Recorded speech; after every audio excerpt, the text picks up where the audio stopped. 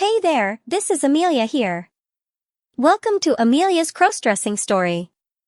Today we are going to share a story called Trip to Paris Part 14. By Teddy. For more interesting and exclusive stories, please subscribe to my channel and support me at Patreon. When I first found your clothes stash, I spoke with a friend in the mental health profession, and he told me to not confront you about it. That what you were doing was something that you couldn't help doing, there was no cure for, and you weren't hurting anyone. And that the only thing that I should do is support you, and not embarrass you. So, I just allowed you to dress as you wanted, like when you went to bed. And I made sure your father didn't find out. Then there was that one Sunday when you came over for dinner, and we talked about Ronnie and her friend from France meeting Mrs. Reynolds at the fireside. And Ronnie told me that I had met her friend at your wedding. I couldn't remember any other girls there that was as tall as Ronnie. So, I got out the pictures from your wedding and looked. And I was right, there wasn't another girl in the pictures that was as tall as Ronnie. But I couldn't put my finger on anything until Ronnie and Amy told me about the wedding. I was excited for Amy. I've always liked her, but I was a little confused when she explained about Linda being a guy that looked like a girl. But after she had explained everything, and knowing that Amy was bisexual, I thought it was kind of cute. And then when Ronnie tried to explain that you were going to be Linda's maid of honor, she was so nervous. And when I finally told her that I had known all along that you liked to dress in girls' clothes, she got a big smile, relaxed, and we had a long talk about you. She told me all about you as Jamie, your makeovers, going out, and we had a good laugh over Mrs. Reynolds. Then she showed me some pictures, and it amazed me. And you do make a very pretty girl. So, you see. I don't have a problem with this part of you. As long as you're comfortable with it, and Ronnie doesn't have a problem with it. You're my child either as a boy or girl.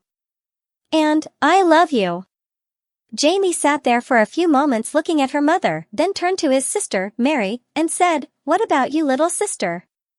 Mary smiled and said, "I overheard Amy tell Mom about the wedding, and I wanted to go. So, Mom sat me down and explained about the wedding. Then she told me about you and explained crossdressing to me. I had to think about it for a long time. But, I think it's really cool that my brother has a feminine side. I just wish you hadn't gotten me into trouble with Beth and weren't prettier than me. I'm not prettier than you. It's all an illusion. And, sorry about Beth. Mom, does Beth know?" "No. At least I don't think so," her mom said. All the other guests had left. And Amy, Linda, Sarah, Mark, and JoBeth came over and joined the others. With Amy asking, "Do you mind if we join you?" Ronnie looked at her and said, "No, I don't if Jamie doesn't. I think you know what this is all about anyway." "Jamie?" "No," Jamie said, "I don't mind. You're all great friends." The five pulled up chairs and joined the group. Mary looked at Linda and said, "You're really a guy?" "Yes, she is," Amy replied with a grin. "Yes," Linda said, "like your brother did, I enjoyed wearing girls' things when I was growing up. I have 3 sisters and 1 brother. So there were all kinds of girls' clothes around. As I got older, I dressed more, going out, and not being read. My parents freaked out and sent me to all kinds of doctors. Then when I was old enough, I moved out on my own and went to beauty school. While I was there, I started dressing more like a girl than a guy. After I graduated, I worked for a couple of different hairdressers. Everyone thought that I was gay, but I was far from it. I then found the changing scene, and they were looking for someone to do male-to-female makeovers and hair. So, I started working there and became a part owner. And over the next year I started dressing full-time as a girl and learned to talk, act, and be a girl. Then I met Ronnie and Jason/Jamie. They induced me to Amy, she accepted me for who I am, and today we're here." Jamie's mom sat there and thought for a little while, then turned to Jamie and asked, "Honey, where is this going with you?" Jamie sat there for a while and thought, and in a trembling voice finally said, "I think, after today, Jamie is going back in the closet." You could see the hurt come across Ronnie's face. Amy noticed, and since she was sitting next to her, she took Ronnie's hand and held it. Sarah and Mark just looked at each other. Linda just looked at Jason and shook her head. Finally, Jamie's mom then just said, "Honey." "Why?" Jamie looked at her mom with tears in her eye, then at Ronnie, and said, I love being Jamie, and I even love going out. But going out is hard. I'm so afraid that I'll be red, and both Ronnie and I will be humiliated. Dressing at home and around Amy and Linda is one thing. Being out like this is really hard on my nerves. Jamie, Mark Braverman said. Yes. Before I met you for the first time, Sarah had told me what Linda had told her about you. And, when I did meet you, I saw what she was talking about. You're natural as a girl. Granted you are tall, but there are a lot of tall girls. Look at Ronnie. You've learned to act like a girl, you move like a girl, your mannerisms are feminine. I think your problem is that you're not sure of yourself and of who you are. Linda had this problem. I know Sarah told you that I'm a psychologist and do a lot of work with the transgendered community. Could we talk? I know I can help you find yourself. I don't know, Jamie said, as she looked at Ronnie. Ronnie was looking at Jamie with a little bit of a hopeful smile. Jamie, it won't hurt to sit down and just talk. Just the two of us. We can even do it at our house, if you like.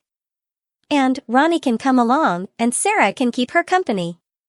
Jamie again looked at Ronnie, again she smiled, and nodded yes. Well, Jamie said, I guess it wouldn't hurt to talk. Taking out a business card, Mark wrote something on the back, handed it to Jamie, and said, Good. Here is my home phone number. Give me a call when you're ready to talk. And, please make it soon. Thank you. I will. Sarah whispered to Linda, that's something he doesn't do for just anyone. I know, Linda whispered back, I didn't get that number until after I'd known you guys for a while. Ronnie looked at Jamie and mouthed, Thank you. I love you. Jamie's mom looked at her and said, Honey. I'll help you in any way that I can. On the way home, Jamie was very quiet. And Ronnie knew that she was doing some serious thinking. So, she just left her to her thoughts. After they arrived home, they helped each out of their dresses. Ronnie helped Jamie remove the breast forms. And Jason was back. The rest of the day Jason was very quiet. Ronnie figured that when he was ready to talk he would. She knew he didn't sleep very well, as she didn't sleep at all worrying about him. He had tossed and turned most of the night. The next morning, they were both up early. And Jason was still very quiet, and it was beginning to get to Ronnie. About mid-morning, she finally said, Honey. Please talk to me. He looked at her and said, Let's go somewhere. There was a state park not far away, and they headed there. It had some nice secluded places to sit and just be alone with nature. They found one of these, found a bench, and sat. They sat there in silence for a time before Ronnie said, Honey. Please talk to me. I'm worried about you. I'm sorry, Jason said. That's all right. But, please tell me what's going on. I'm not really sure. Everyone yesterday, including my mom and sister, were all right with Jamie. I was the only one having problems with her. And, I really don't know why. I love being Jamie for you. And, it also makes me feel good. But, it also confuses me. And, there are just times that I'm scared of her. Scared of her? I'm afraid that she's becoming too strong. Too strong? That she wants to take over. That she wants me to become her full-time. Ronnie sat back and just looked at Jason and thought, oh God. I'm losing him. I couldn't stand to lose him. And I brought this whole thing on. Thinking this brought tears to her eyes. Jason saw the tears and said, Honey, don't cry. I can't help it. I did this to you. And I'm losing you. You are my life. And I can't lose you. Honey. You didn't do this. It's part of me. You just saw that it made me happy. So, you just helped me. And you will never lose me. But, what if? Honey. There's no ifs. I'm going to talk to Mark. I want out of this one way or another, or at least to control it in some way. And I think he can help. Or, I hope he can. Ronnie kissed him and they just held each other. Jason couldn't see the tears running down Ronnie's cheeks. And she wouldn't let go of him. They just sat, holding each other, for a long time. Finally, Ronnie said, I love you so much.